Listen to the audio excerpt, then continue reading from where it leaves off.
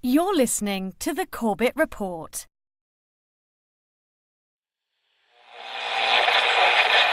High oil prices helped ExxonMobil boost its profits to nearly $11 billion in the latest quarter. Shell is the latest oil company to report a big rise in profits thanks to higher oil prices. The ability of speculators to profit is surely dwarfed by the ability of oil-producing nations to profit from a higher price of oil. Maybe the easiest way for these guys to make the money, manipulate oil back above $50, even $60. Oil. From farm to pharmaceutical, diesel truck to dinner plate, pipeline to plastic product, it is impossible to think of an area of our modern-day lives that is not affected by the petrochemical industry. The story of oil is the story of the modern world. Parts of that story are well known. Rockefeller and Standard Oil, the internal combustion engine and the transformation of global transport, the House of Saud and the oil wars in the Middle East. Other parts are more obscure.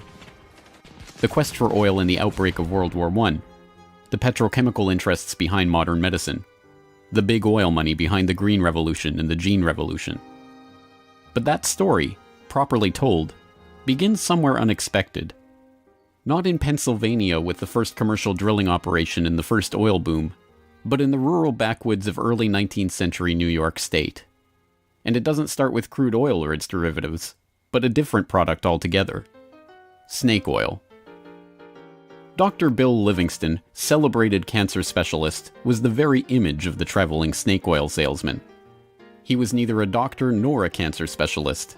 His real name was not even Livingston. More to the point, the rock oil tonic he pawned was a useless mixture of laxative and petroleum, and had no effect whatsoever on the cancer of the poor townsfolk he conned into buying it. He lived the life of a vagabond, always on the run from the last group of people he had fooled, engaged in ever more outrageous deceptions to make sure that the past wouldn't catch up with him. He abandoned his first wife and their 6 children to start a bigamous marriage in Canada at the same time as he fathered 2 more children by a 3rd woman. He adopted the name Livingston after he was indicted for raping a girl in Cayuga in 1849. When he wasn't running away from them or disappearing for years at a time, he would teach his children the tricks of his treacherous trade. He once bragged of his parenting technique. "I cheat my boys every chance I get. I want to make 'em sharp." A towering man of over 6 feet and with natural good looks that he used to his advantage, he went by Big Bill. Others, less generously, called him Devil Bill. But his real name was William Avery Rockefeller, and it was his son, John D. Rockefeller, who would go on to found the Standard Oil monopoly and become the world's first billionaire. The world we live in today is the world created in Devil Bill's image. It's a world founded on treachery, deceit, and the naivety of a public that has never wised up to the parlor tricks that the Rockefellers and their ilk have been using to shape the world for the past century and a half. This is the story of the oligarchy.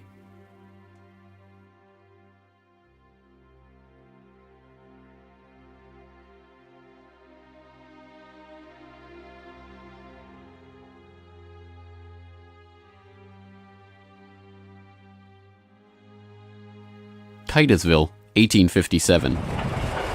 A most unlikely man alights from a railway car into the midst of this sleepy western Pennsylvania town on the shores of Oil Creek. Colonel Edwin Drake. He's from the Pennsylvania Rock Oil Company, and he's here on a mission: to collect oil. Like Dr. Bill, Drake isn't really a colonel. The title is bestowed on him by George Bissell and James Townsend, a lawyer and a banker who started the Pennsylvania Rock Oil Company after they discovered they could distill the region's naturally occurring Seneca oil into lamp oil or kerosene. Drake is actually an unemployed railroad conductor who talked himself into a job after staying at the same hotel as Bissell the year before. Calling him a colonel, it is hoped, will help win the respect of the locals. The locals think he's crazy anyway. Seneca oil is indeed plentiful, bubbling out of seeps and collecting in the creek, but other than as a cure-all medicine or grease for the local sawmill's machinery, it's hardly seen as something valuable. In fact, it can be a downright nuisance, contaminating brine wells that supply Pittsburgh's booming salt industry. Still, Drake has a task to complete: finding a way to collect enough oil to make the distillation of Seneca oil into lamp oil profitable. He tries everything he can think of. The Native Americans had historically collected the oil by damming the creek near a seep and skimming the oil off the top. But Drake can only collect 6 to 10 gallons of oil a day this way, even when he opens up extra seeps. He tries digging a shaft, but the groundwater floods in too quickly. By the summer of 1859, he's desperate. Drake is running out of ideas, Bissell and Townsend are running out of patience, and, most importantly, the company is running out of funds. He turns to Uncle Billy Smith, a Pittsburgh blacksmith who had experience drilling brine wells with steam-powered equipment. They get to work drilling down through the shale bedrock to reach the oil. It's maddeningly slow work, with the crude equipment struggling to get through 3 feet of bedrock a day. By August 27th, they've drilled down 69.5 feet. Drake has used the last of his funds, and Bissell and his partners have decided to close up the operation. On August 28th, they strike oil.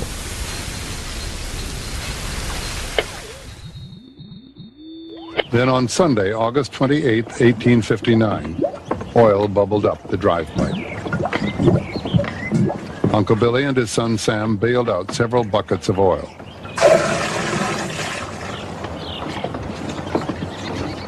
On Monday, the very day that Colonel Drake received his final payment and an order to close down the operation, they hitched the walking beam to a water pump and the oil began to flow.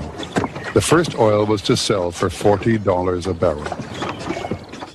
Years later, a local newspaper interviewed Uncle Billy about the day they struck oil.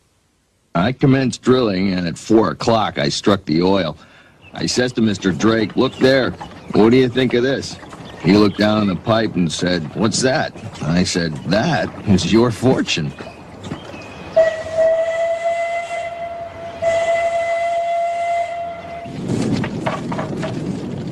Drake's well proved that by drilling for it, oil could be found in abundance and produced cheaply.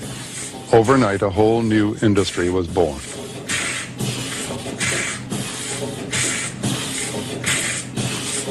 Before long, in millions of homes, farms, and factories around the world, lamps would be lit with kerosene, refined from West Pennsylvania crude.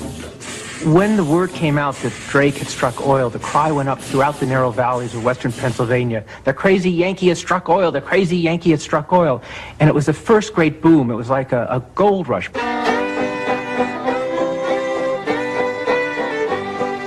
Down in Pennsylvania, there is plenty oil, they say. Petroleum, petroleum, we must all have some.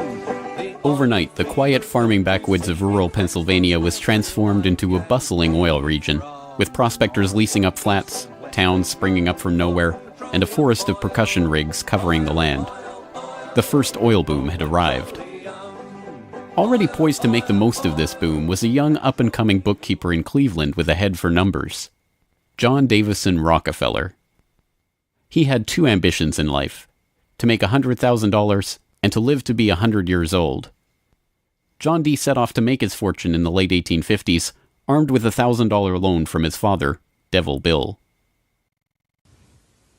Grandfather never finished high school and went to Cleveland, having borrowed $1,000 from his father to start business, paid 9% interest on it, incidentally. And he read about the oil business just beginning and got interested and came to realize that it was a very volatile business at the time. In 1863, seeing the oil boom and sensing the profits to be made in the fledgling business, Rockefeller formed a partnership with fellow businessmen Maurice B. Clark and Samuel Andrews, a chemist who had built an oil refinery but knew little about the business of getting his product to market. 2 years later, the shrewd John D. bought out his partners for $72,500 and, with Andrews as partner, launched Rockefeller and Andrews. By 1870, after 5 years of strategic partnerships and mergers, Rockefeller had incorporated Standard Oil. The story of the rise of Standard Oil is an oft-told one. In a move that would transform the American economy, Rockefeller set out to replace a world of independent oil men with a giant company controlled by him. In 1870, begging bankers for more loans, he formed Standard Oil of Ohio. next year, he quietly put what he called our plan, his campaign to dominate the volatile oil industry, into devastating effect. Rockefeller knew that the refiner with the lowest transportation cost could bring rivals to their knees. He entered into a secret alliance with the railroads called the South Improvement Company. In exchange for large, regular shipments, Rockefeller and his allies secured transport rates far lower than those of their bewildered competitors. By 1879, when Rockefeller is 40, he controls 90% of the oil refining in the world. Within a few years, he will control 90% of the marketing of oil and a third of all of the oil wells. So this very young man controls what is not only a national but an international monopoly in a commodity that is about to become the most important strategic commodity in the world economy. By the 1880s, the American oil industry was the Standard Oil Company, and Standard Oil was John D. Rockefeller.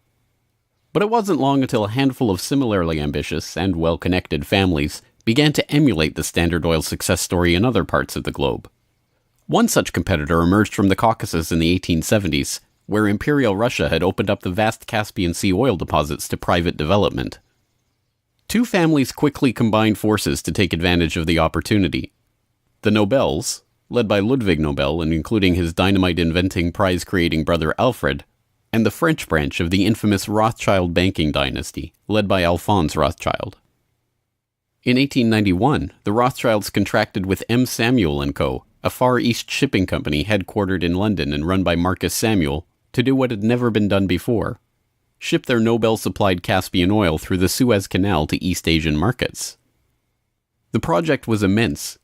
It involved not only sophisticated engineering to construct the first oil tankers to be approved by the Suez Canal Company, but the strictest secrecy. If word of the endeavor was to get back to Rockefeller through his international intelligence network, it would risk bringing the wrath of Standard Oil, which could afford to cut rates and squeeze them out of the market. In the end, they succeeded, and the first bulk tanker, the Murex, sailed through the Suez Canal in 1892 en route to Thailand. In 1897, M. Samuel & Co. became the Shell Transport and Trading Company. Realizing that reliance on the Rothschild Nobel Caspian oil left the company vulnerable to supply shocks, Shell began to look to the Far East for other sources of oil. In Borneo, they ran up against Royal Dutch Petroleum, established in The Hague in 1890 with the support of King William III of the Netherlands, to develop oil deposits in the Dutch East Indies.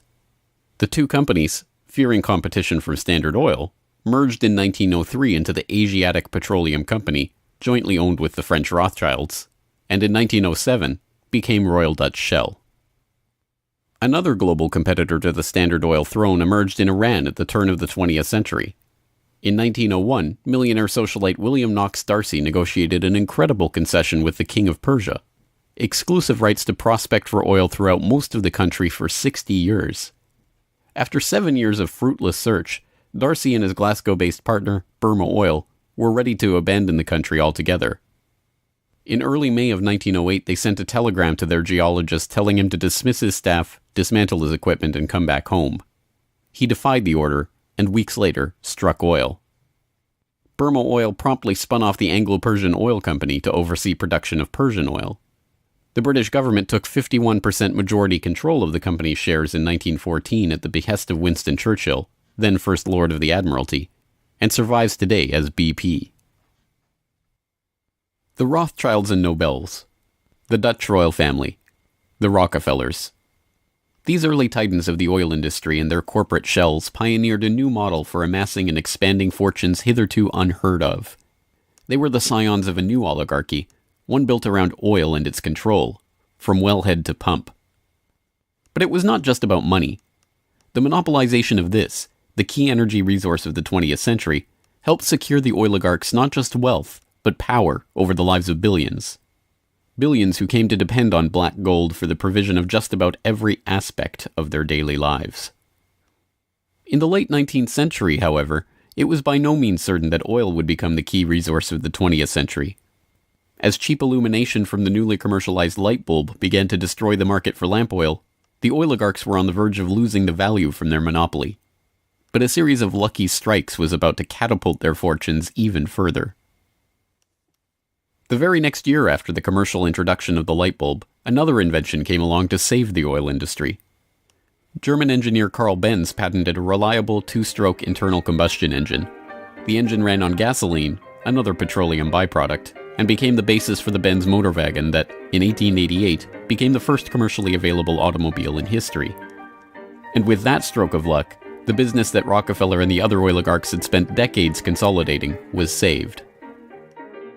But more luck was needed to ensure the market for this new engine. In the early days of the automobile era, it was by no means certain that gas-powered cars would come to dominate the market. Working models of electric vehicles had been around since the 1830s, and the first electric car was built in 1884. By 1897, there was a fleet of all-electric taxis shuttling passengers around London. The world land speed record was set by an electric car in 1898. By the dawn of the 20th century, electric cars accounted for 28% of the automobiles in the United States. The electrics had advantages over the internal combustion engine. They required no gear shifting or hand cranking, and had none of the vibration, smell, or noise associated with gasoline-powered cars. Lady Luck intervened again on January 10, 1901, when prospectors struck oil at Spindletop in East Texas. The gusher blew 100,000 barrels a day and set off the next great oil boom, providing cheap, plentiful oil to the American market and driving down gas prices. It wasn't long before the expensive, low-range electric engines were abandoned altogether, and big, loud, gas-guzzling engines came to dominate the road, all fueled by the black gold that Standard Oil, Shell, Gulf, Texaco, Anglo-Persian, and the other oil majors of the time were drilling, refining, and selling. Perhaps John D's greatest stroke of luck, however, was not supposed to be luck at all. Rockefeller had come under increasing scrutiny by a public outraged by the unprecedented wealth he had amassed through Standard Oil. Muckraking reporters like Ida Tarbell began digging up the dirt on his rise to power through railroad conspiracies, secret deals with competitors, and other shady practices. The press pictured him as a colossus with bribed politicians literally in the palm of his hand. Standard Oil was a menacing octopus with its tentacles strangling the lifeblood of the nation.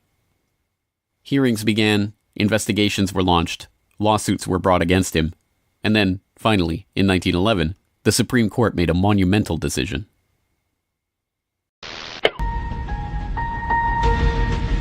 On May 15, 1911, the Supreme Court of the United States declared that Standard Oil was a monopoly in restraint of trade and should be dissolved. Rockefeller heard of the decision while golfing at Kykuit with a priest from the local Catholic Church, Father J.P. Lennon. And Rockefeller reacted with amazing aplomb. He turned to the Catholic priest and said, "Father Lennon, have you some money?" And the priest was very startled by the question and said, "No." And then he said, "Why?" And Rockefeller replied, "Buy Standard Oil." As Rockefeller foresaw, the individual Standard Oil companies were worth more than the single corporation. In the next few years, their shares doubled and tripled in value. By the time the reign of cash was over, Rockefeller had the greatest personal fortune in history, nearly 2% of the American economy.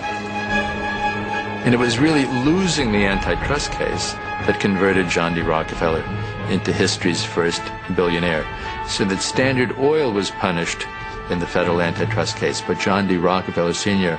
most assuredly was not. To the amazement of the world, Rockefeller's punishment had in fact been his reward.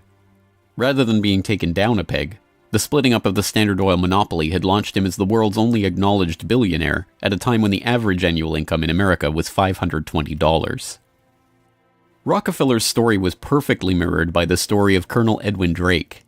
Having struck oil in Titusville and given rise to a billion-dollar global industry, Drake had not had the foresight to patent his drilling technique or even to buy up the land around his own well. He ended up in poverty, relying on an annuity from the state of Pennsylvania to scrape together a living, and dying in 1880. For the oligarchy, the lesson of the rise of Rockefeller was obvious. The more ruthlessly that monopoly was pursued, the tighter that control was grasped, the greater the lust for power and money, the greater the reward would be in the end. From now on, no invention would derail the oil majors from their quest for total control. No competition would be tolerated. No threat to the oligarchs would be allowed to rise.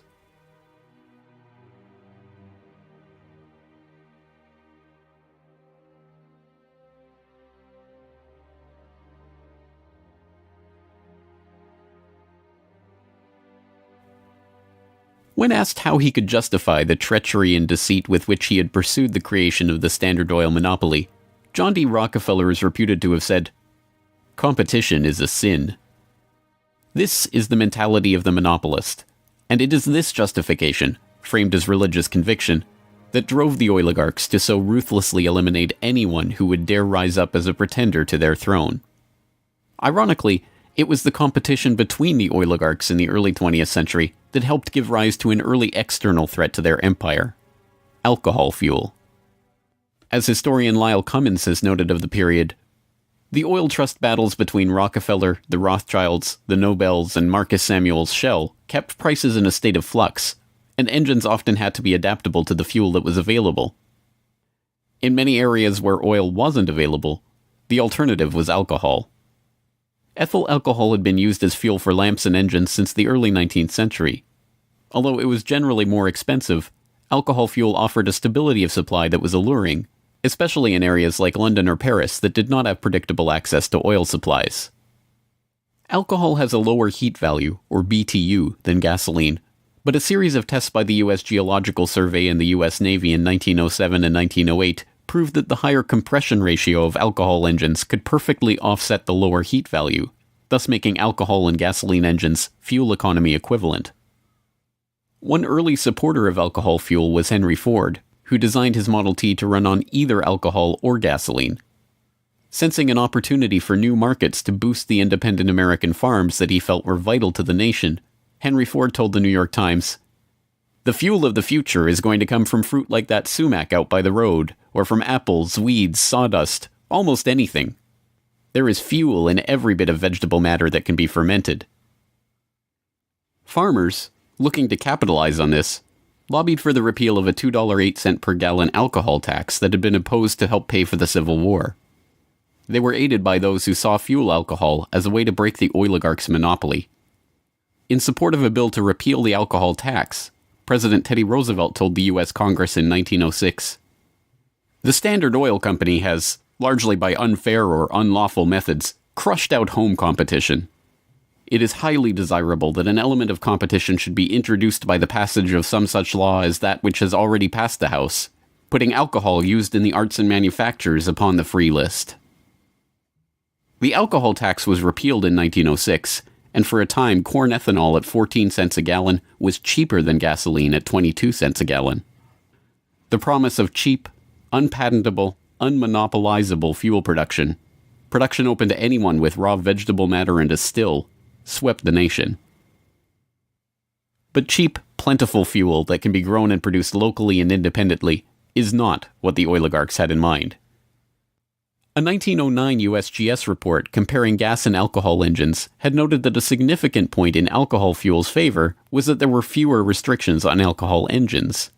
For the oligarchs, the answer was simple: find a way to place greater restrictions on alcohol engines. Thankfully for them, the answer to their problem was already gaining popular support. In the 19th century, America had a drinking problem. By 1830, the average American over 15 years old drank 7 gallons of pure alcohol per year, 3 times higher than today's average.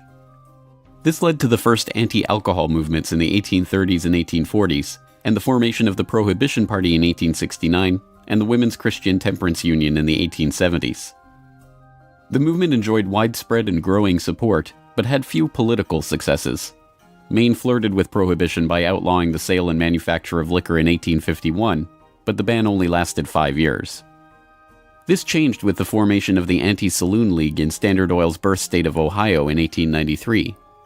The ASL was started by John D. Rockefeller's longtime personal friend Howard Hyde Russell, and was bankrolled in part by generous annual donations from Rockefeller himself.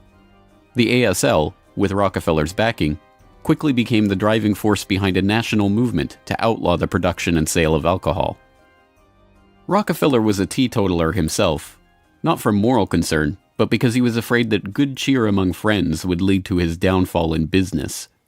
Stephen Harkness, one of the silent partner investors in Standard Oil and a director in the company until his death, had caught Rockefeller's eye when he made a fortune buying up whiskey in advance of a new excise tax that he had been tipped about and selling it at a huge profit after the tax kicked in.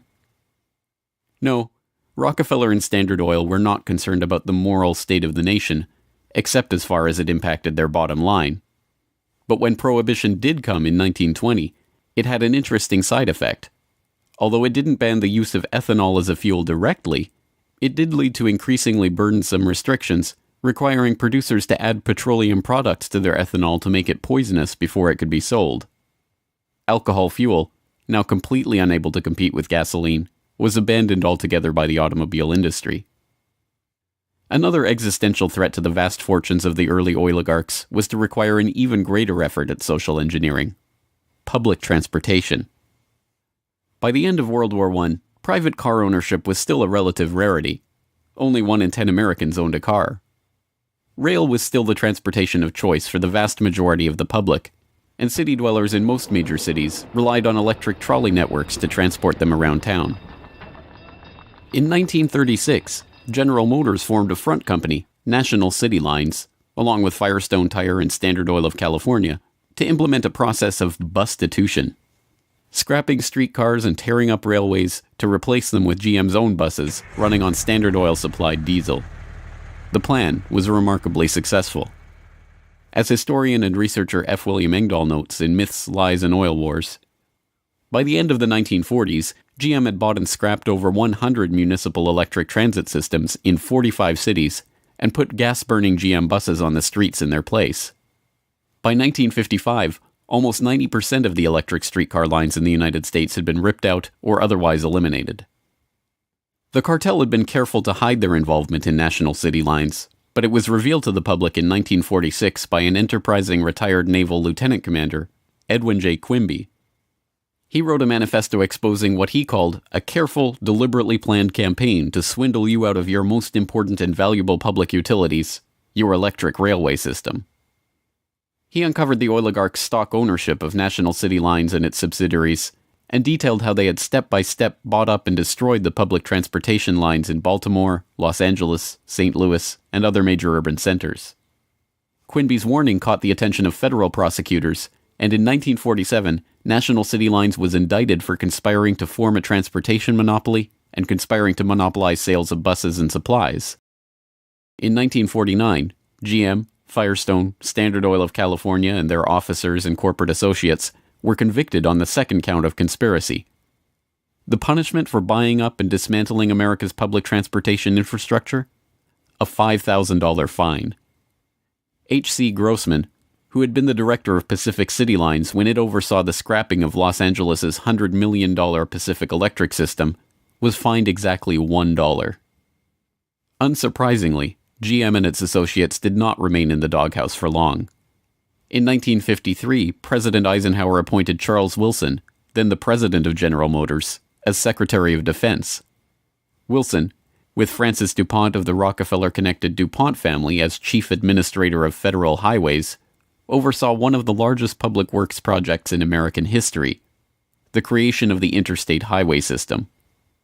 With a war-era excise tax on train tickets still in place, and federally funded highways and airports providing cheaper alternatives, rail travel declined a startling 84% between 1945 and 1964. This social engineering paid off well for Standard Oil and its growing list of petrochemical associates.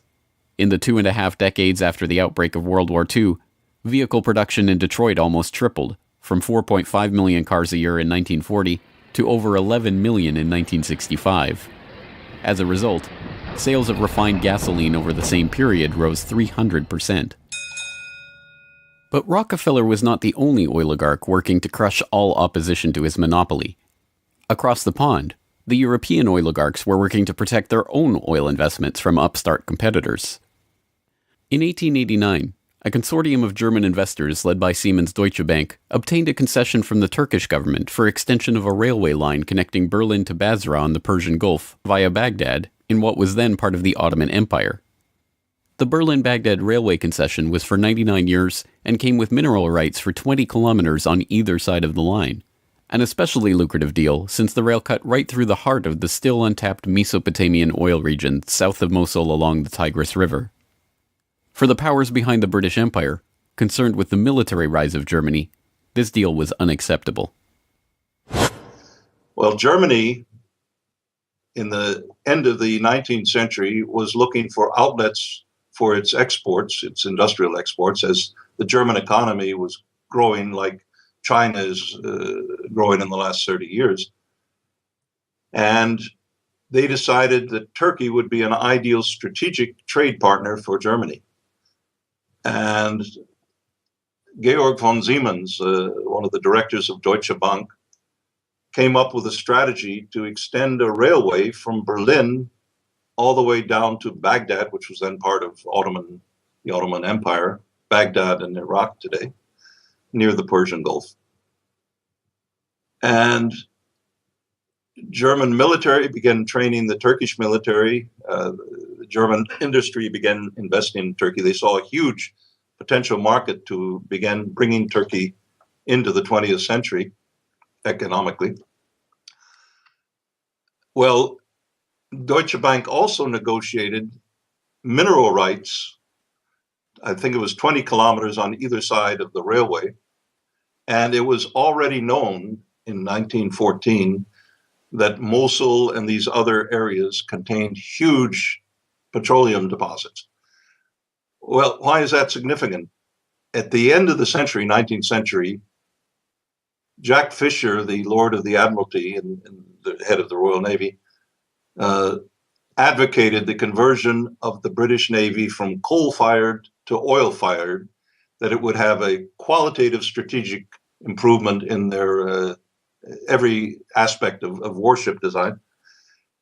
And since Britain didn't know that they had any oil back then, they went to Persia and swindled the Shah at that time out of oil rights in Persia.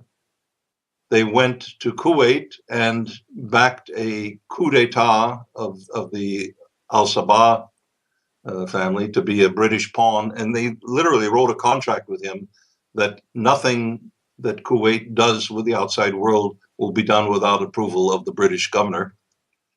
And Kuwait was known to have oil and lying right on the Persian Gulf. Well, the British looked at this railway plan of the Germans going right down to Baghdad and said, my God, you can put soldiers on rail cars and bring them down and threaten the oil lifeline of the British Navy. This is a strategic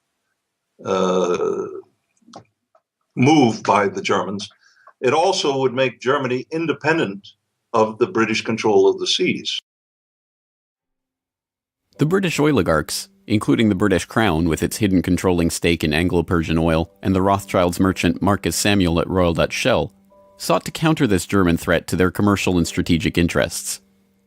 They used Armenian-born, naturalized British citizen Calouste Gulbenkian, the architect of the Royal Dutch Shell merger, in order, as he later recalled, to see British influence get the upper hand in Turkey against the Germans. If that was his task, it was a remarkable success. In 1909, the British set up the Turkish National Bank, which was Turkish in name only. Founded by London banker Sir Edward Castle and with directors like Hugo Baring of the Barings banking family, Castle himself, and Gulbenkian, the bank set up the Turkish Petroleum Company in 1912. Formed explicitly to exploit the petroleum-rich oil fields of Iraq, then part of the Ottoman Empire, Gulbenkian brokered a deal that forced Deutsche Bank, with its 40-kilometer concessions along the oil-rich Baghdad railway line, into a junior partnership in the company. The stock was split so the British government's Anglo-Persian Oil Company owned half the shares, with Royal Dutch Shell and Deutsche Bank splitting the other half. Their plan to take over Germany's Turkish oil interests had been successful, but in an amazing irony, it didn't even matter.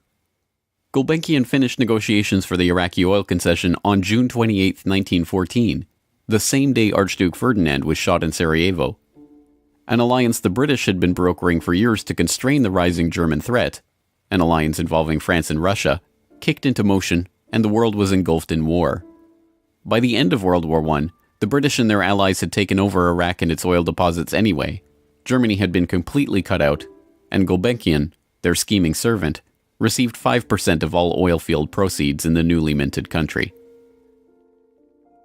As the century wore on, the oil industry grew beyond the control of the handful of families that had dominated it since its inception.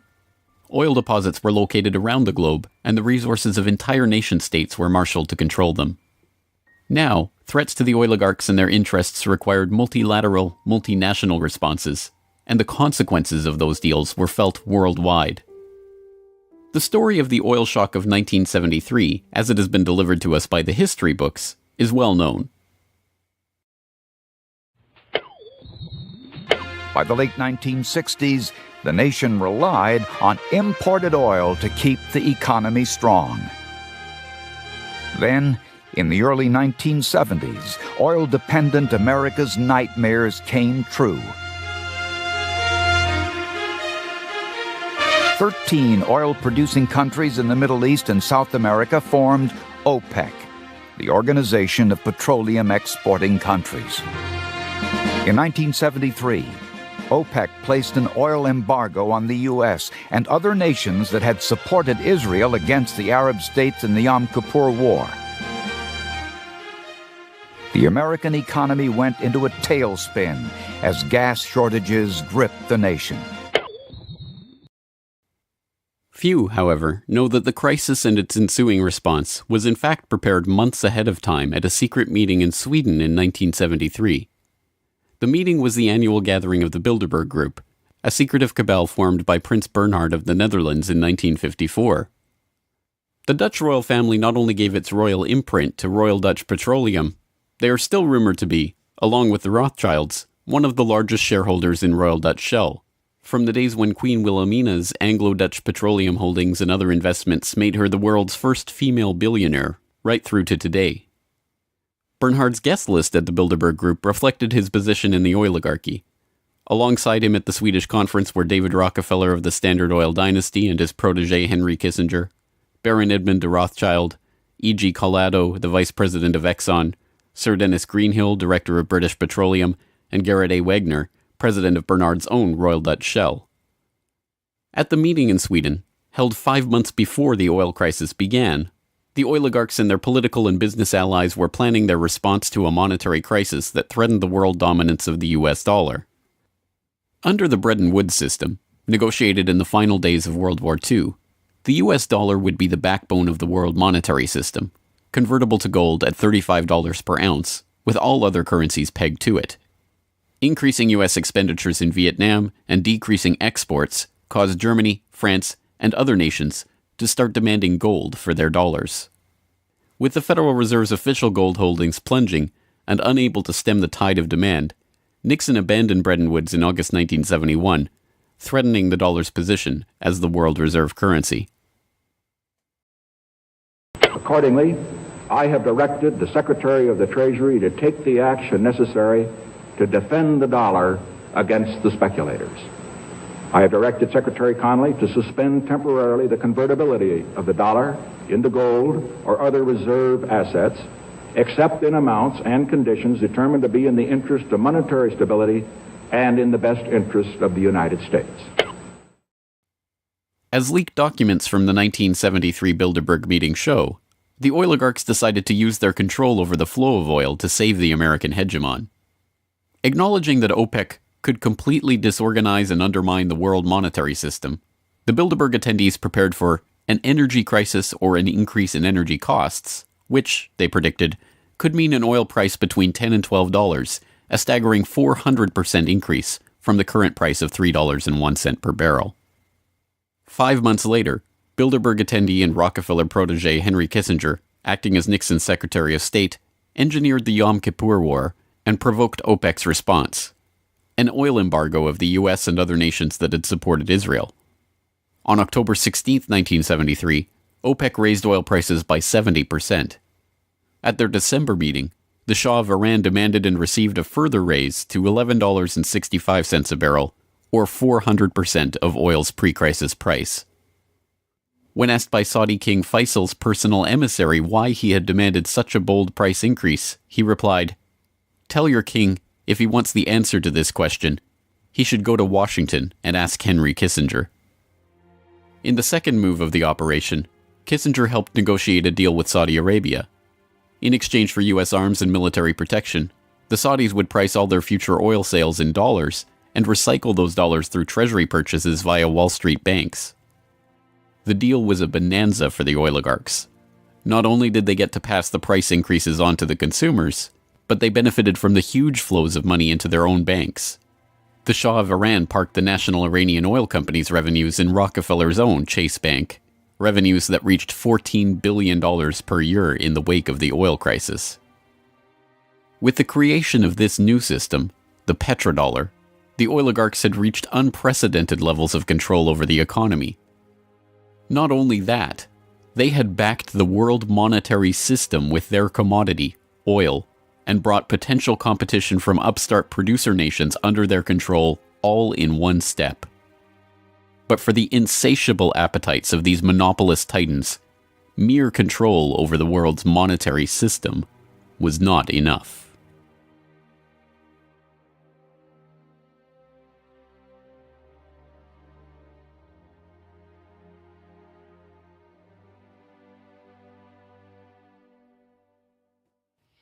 In the 19th century, railroad conspiracies and predatory pricing had been enough to assure the oligarchs' monopoly. But by the time that the British Crown, the Dutch royal family, the Rothschilds, and the other European oligarchs began opening up the Middle East and the Far East to oil exploration in the early 20th century, the goal was no longer to maximize profits or control the oil industry. It was not even to control international diplomacy.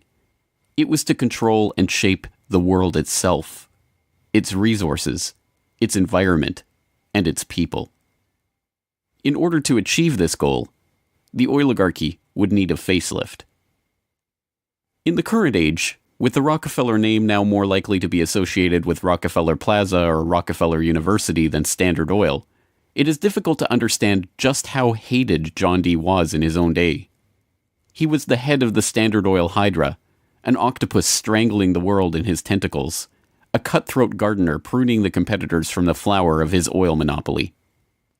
As one of the richest men the world had ever known, he was an easy target for the average working man's frustration and a magnet for the poor seeking help. He received on average 50 to 60,000 letters a month asking for help. Dozens of people followed him in the street. Literally, crowds stood around the Standard Oil offices, waiting for him to come out. Little children, painfully thin, crying in the street and so on. Rockefeller felt overwhelmed. Besieged by the downtrodden, despised by the working man, hounded by Ida Tarbell and the muckraking press, John D. had the mother of all PR problems. The answer was simple: invent the PR industry. He hired Ivy Ledbetter Lee, a journalist turned communications expert who invented the modern public relations industry, to burnish the Rockefellers' tarnished image. It was Lee that suggested giving the family name to Rockefeller Center and filming John D. handing out dimes in public.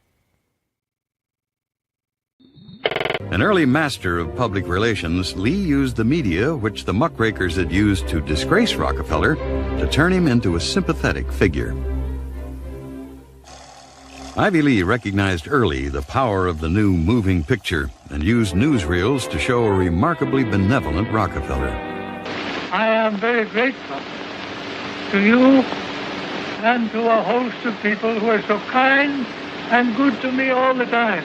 Why? Because you're so good to everybody. Yes, you are. As Ivy Lee began to kind of control his public image, he became oddly a kind of American character. And people kind of warmed to him in a bizarre sort of way. It was like having Frankenstein on the loose walking around New York City or something like that, with a cane and a long hat. Although this plane never takes off, this photo opportunity was presented as Senior's first flight. Perhaps Ivy Lee's most brilliant public relations move was the casting of Rockefeller as the man who gave out dimes. Don't you give a dime, Mr. Rockefeller?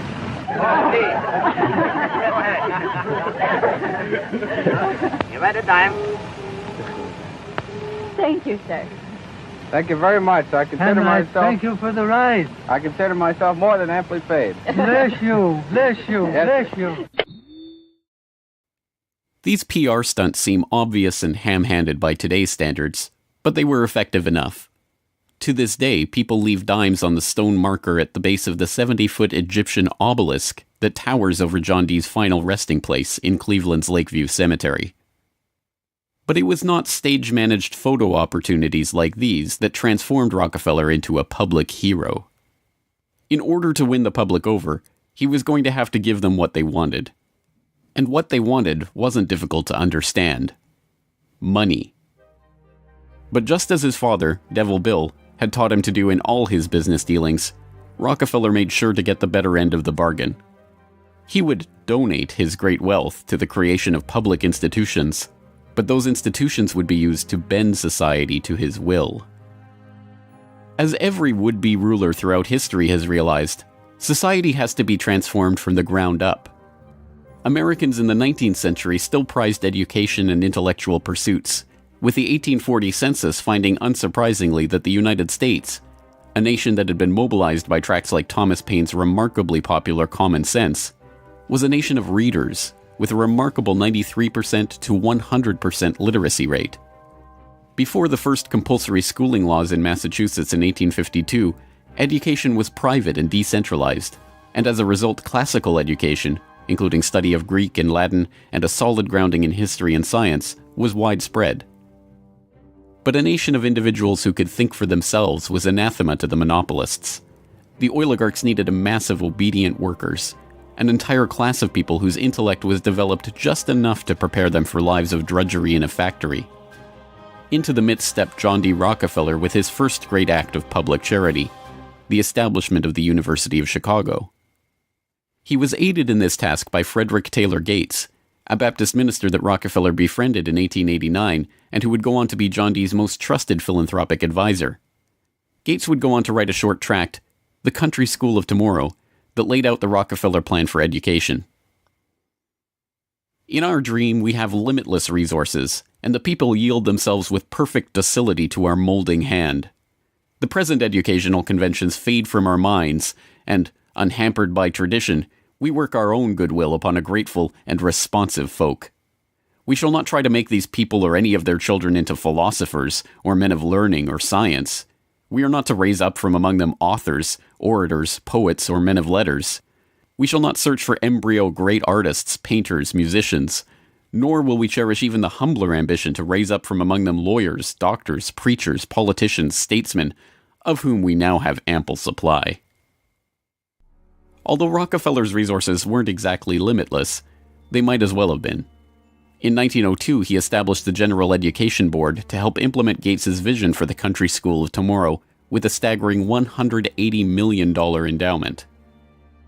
The Rockefeller influence on education was felt almost immediately, and it was amplified by help from fellow monopolists of the era who were approaching the topic of philanthropy from the same angle.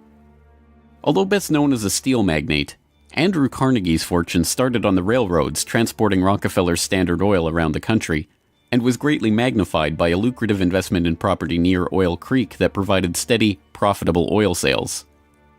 In 1905, he established the Carnegie Foundation for the Advancement of Teaching, a tax-free foundation through which Carnegie and his appointees could direct the development of the education system in the United States, and, eventually, worldwide. In 1910, Rockefeller followed suit by establishing the Rockefeller Foundation, which became the tax-free umbrella organization for his philanthropic ambitions. As the Reese Committee, a congressional investigation into the activities of these tax-free foundations in the 1950s, discovered, it wasn't long before Carnegie's endowment approached Rockefeller's foundation with a proposal to cooperate on their shared desire to transform the American education system in their own image. Norman Dodd, the director of research for the congressional committee who was granted access to the Carnegie Endowment's board minutes, explains. So they approach the Rockefeller Foundation with the suggestion that that portion of education which could be considered domestic be handled by the Rockefeller Foundation, and that portion, which is international, should be handled by the endowment. And they then decide that the key to the success of these two operations lay in an alteration in the teaching of American history. So they approach 4 of the then most prominent teachers of American history in the country, people like Charles and Mary Bird, and their suggestion to them is, will they alter the manner in which they present this subject, and they get turned down flat.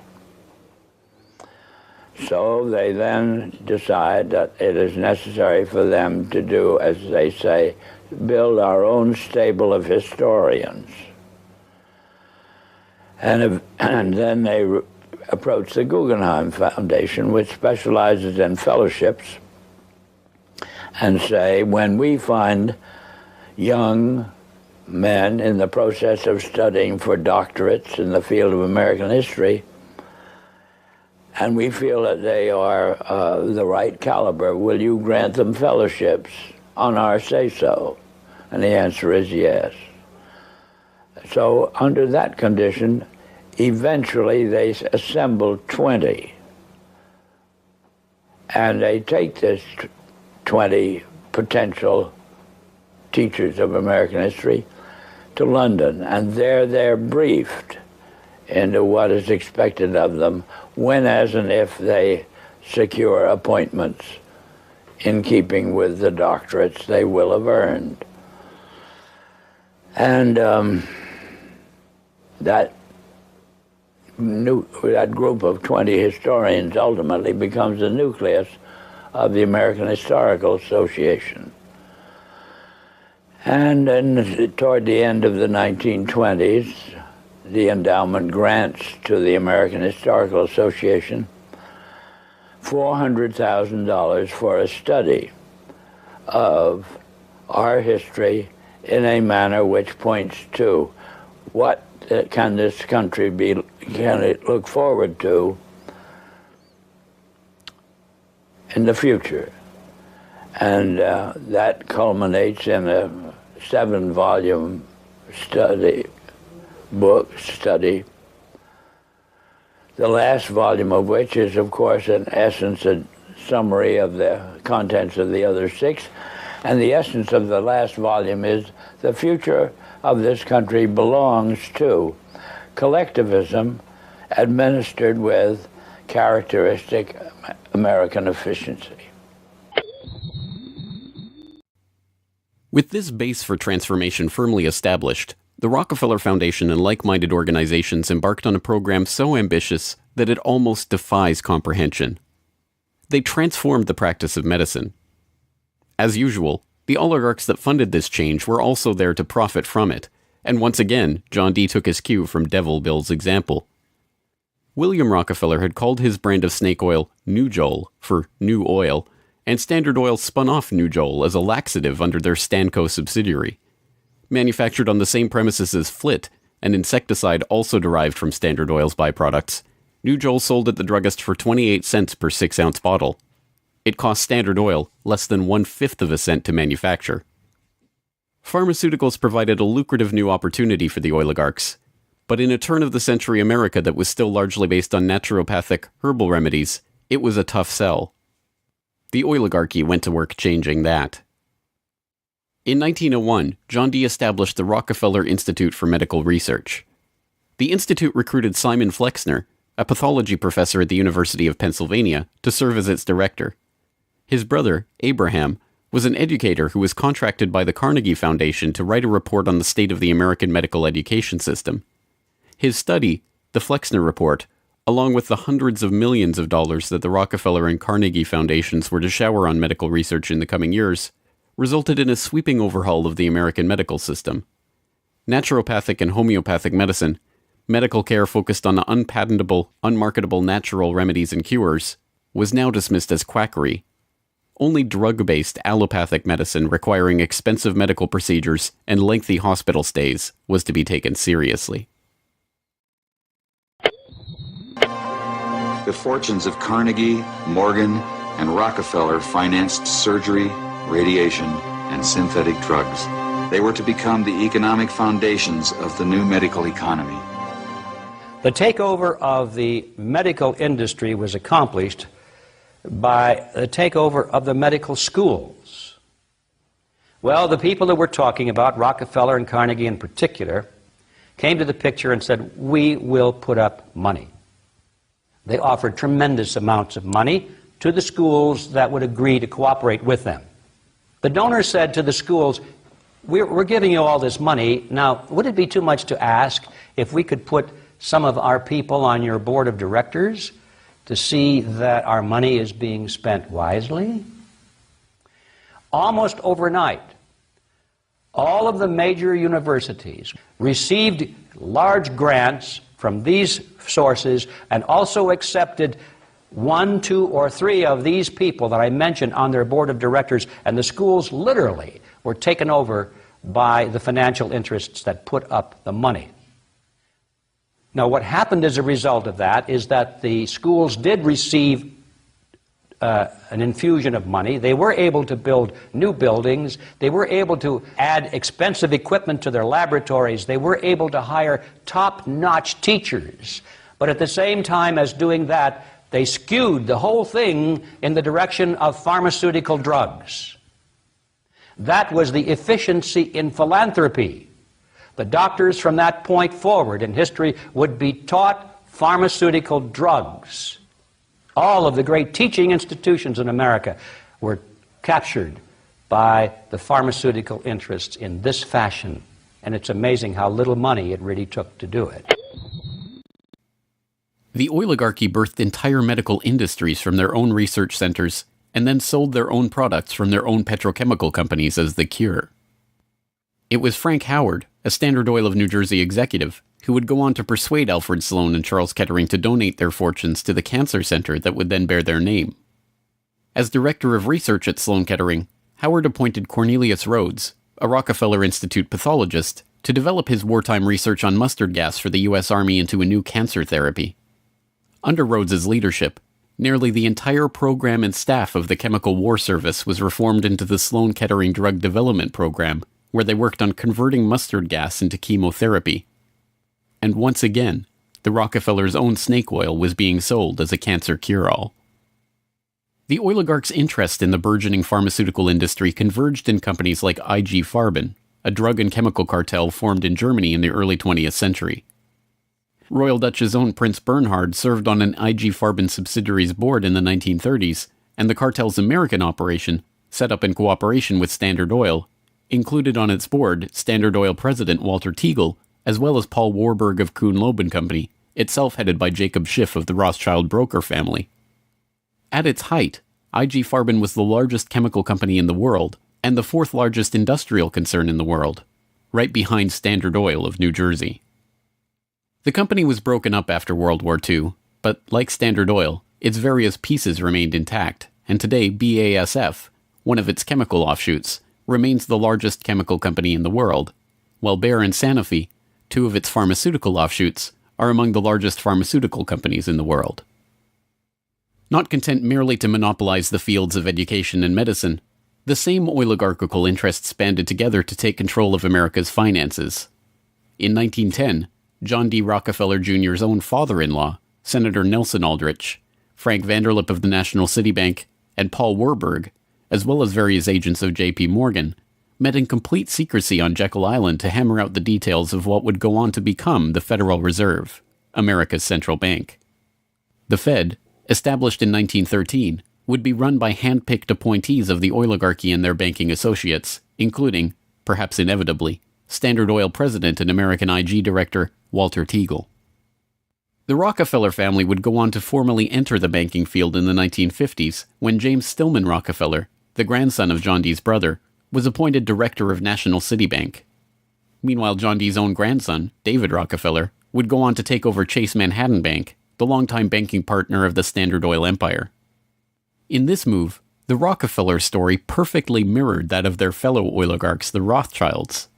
Whereas the Rothschilds had supplemented their banking fortune with their oil interests, The Rockefellers supplemented their oil fortune with banking interests. Springboarding from success to success as they consolidated monopolies across every field of human activity, the oligarchs' ambitions became even larger. This time, their goal was to consolidate control over the very food supply of the world itself. And once again, they would use philanthropy as the cover for their business takeover.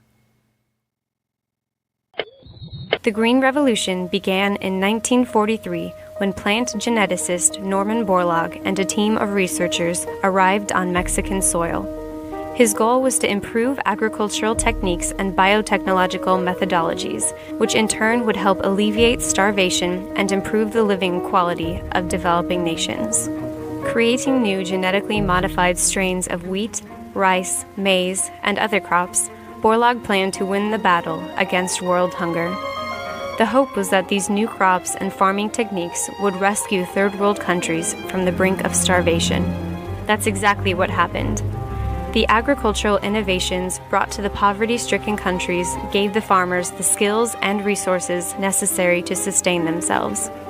This triggered a chain of events that would allow these once struggling nations to survive.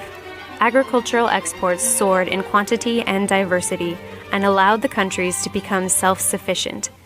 As the genetically modified crops thrived, farmers were able to use their increased income to purchase newer and superior farming machinery. This increase in revenue made farming easier, more reliable, and more efficient. The Green Revolution led to the modernization of agriculture and has had a profound social, economic, and political impact on the world. The Mexican government turned to the Rockefeller Foundation in their endeavor to nourish Mexico through agriculture. Norman Borlaug, needless to say, was a researcher for the Rockefeller Foundation, and the Green Revolution, for whatever increase in yields it brought about, also created markets for the oligarchs' own interest in the petrochemical fertilizer industry and gave rise to the ABCD seed cartel of Archer Daniels Midland, Bunge, Cargill, and Louis Dreyfus. These companies, along with their associated interests in the food packaging and processing industry, formed the core of American agribusiness, a concept developed at Harvard Business School in the 1950s with the help of research conducted by Vasily Leontief for the Rockefeller Foundation.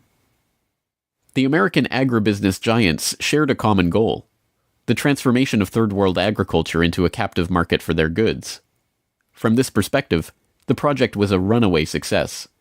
By the 1970s, the Rockefeller Standard Oil network and its cronies in the nitrogen fertilizer industry, including DuPont, Dow Chemical, and Hercules Powder, had broken into markets around the world, markets conveniently forced open for them by the U.S. government itself under President Johnson's Food for Peace program, which mandated the use of petrochemical-dependent agricultural technologies by aid recipients. Unable to afford these new technologies themselves, the impoverished Third World beneficiaries of this revolution relied on loans from the International Monetary Fund and the World Bank, handled by Rockefeller's own Chase Manhattan Bank and guaranteed by the U.S. government. The real costs of the Green Revolution, economic, agricultural, and environmental, are seldom tallied.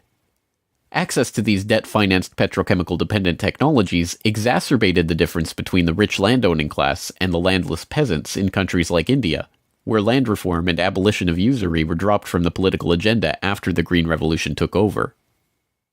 Even then, the revolution's main success, its increase in agricultural yields, has been oversold. Yield growth across India actually slowed after the introduction of agribusiness. The environmental destruction is even more devastating. An overview in the December 2000 edition of Current Science notes, the Green Revolution has not only increased productivity, but it has also produced several negative ecological consequences, such as depletion of lands, decline in soil fertility, soil salinization, soil erosion, deterioration of environment, health hazards, poor sustainability of agricultural lands, and degradation of biodiversity. Indiscriminate use of pesticides, irrigation, and imbalanced fertilization has threatened sustainability.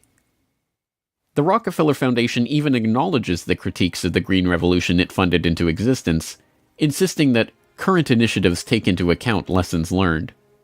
Even so, the Foundation continues to fund research and write reports on how to improve prospects for agribusiness investment in its target markets. As egregious as the Green Revolution was and continues to be, however, in many ways it was just the prelude to an even more ambitious project, the Gene Revolution. Now the project is not merely to monopolize the technologies, supplies, and chemical inputs for agriculture worldwide, but to monopolize the food supply itself through the replacement of the world's natural seeds with patentable, genetically modified crops. The players involved in this gene revolution are almost identical to the players in the green revolution, with IG Farben offshoots, Bayer Crop Science and BASF Plant Science, mingling with traditional oligarch associate companies like Dow AgroScience, DuPont Biotechnology, and, of course, Monsanto, all funded by the Rockefeller Foundation and fellow philanthropists at the Ford Foundation, the Bill and Melinda Gates Foundation, and like-minded organizations. The convergence of corporate, philanthropic, governmental, and intergovernmental interests in promoting GM crops around the world can be seen in the bewildering array of research institutes, industry associations, and consultative groups devoted to the case. The Rockefeller-funded International Rice Research Institute, the Rockefeller-Monsanto USAID brainchild International Service for the Acquisition of Agrobiotech Applications, the Rockefeller-Ford World Bank-created Consultative Group of International Agricultural Research, and dozens of other bland, benign-sounding organizations research and promote GM crops in target markets around the globe, with the profits ending up in the oligarchs' coffers. A representative example of this story is the agribusiness neocolonization of Argentina, where Monsanto ran an elaborate bait-and-switch to get the country hooked on its genetically modified Roundup-ready soybeans, before demanding royalties on the crops that were by then already growing. DuPont then took over, magnanimously beginning a Protein for Life program to foist their own GM soybeans on the country's poor. The same scene has played itself out in country after country, where cartel-developed GM crops are foisted on emerging economies through food aid, usually during times of famine when those countries are especially vulnerable. Only a handful of countries like Zambia or Angola have outright rejected this GMO takeover of their food supply, generously subsidized by the US government to the benefit of the agribusiness cartel.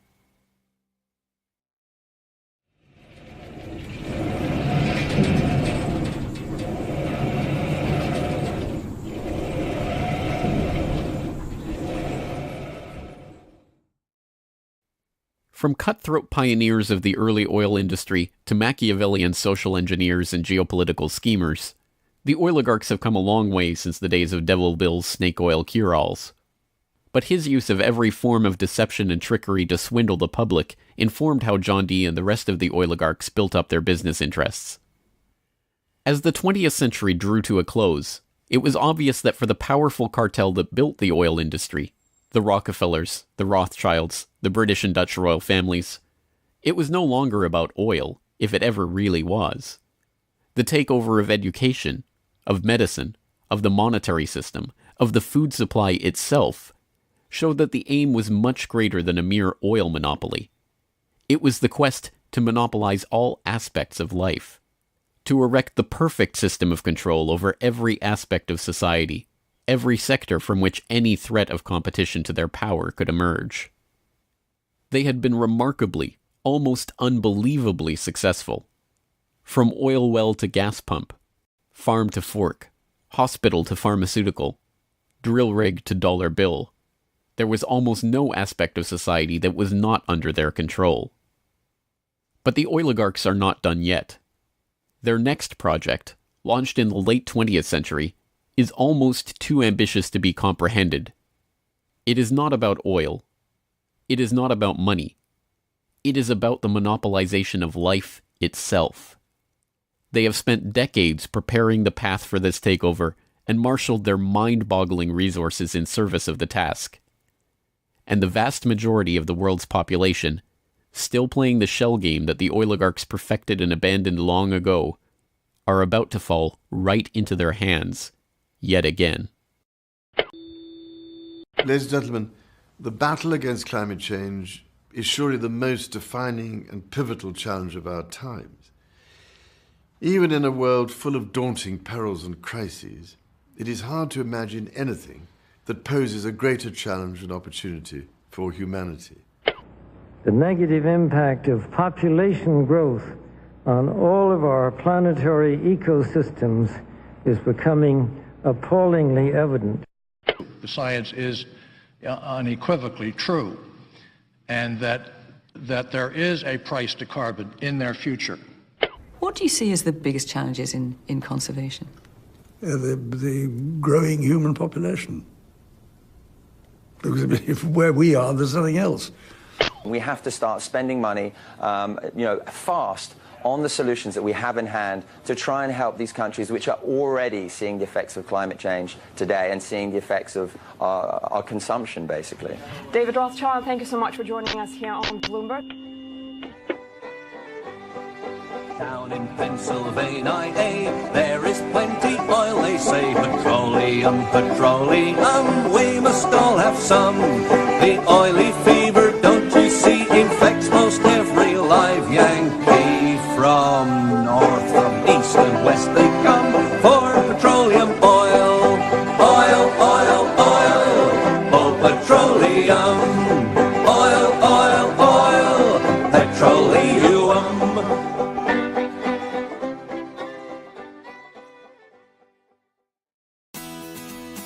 The Corbett Report is brought to you by the Corbett Report subscriber, a weekly newsletter featuring James Corbett's International Forecaster editorial, recommended reading and viewing, discounts on Corbett Report DVDs, and once a month, a subscriber-only video.